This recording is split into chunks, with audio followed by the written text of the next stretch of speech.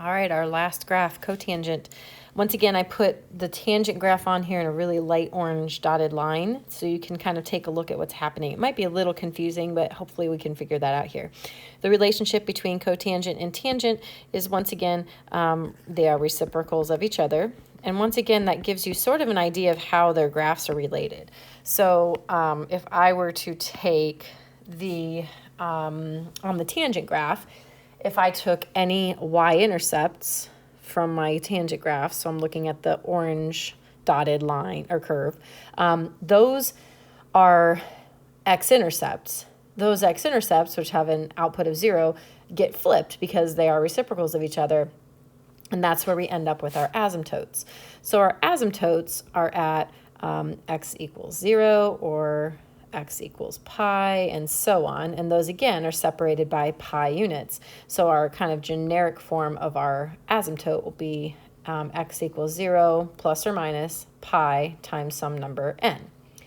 Y-intercept on this graph, there isn't one. X-intercepts, so those are a little bit different. Our x-intercepts are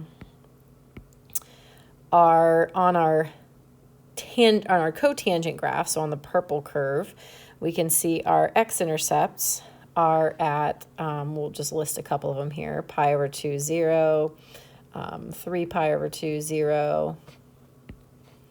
And once again, when I look at what those are separated by, they are separated by pi units. So my generic form of my x-intercept is going to be pi over 2 plus or minus pi times some number n, and then that will be part of my ordered pair.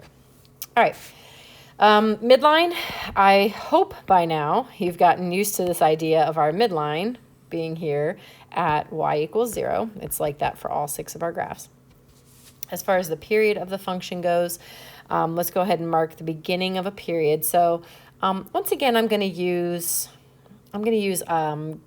the asymptote as the start of the period for this one.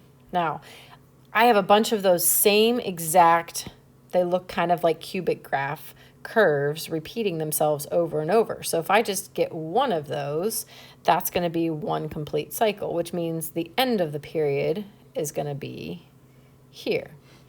So when I look at the length of that period, it's from 0 to pi, that's pi units long.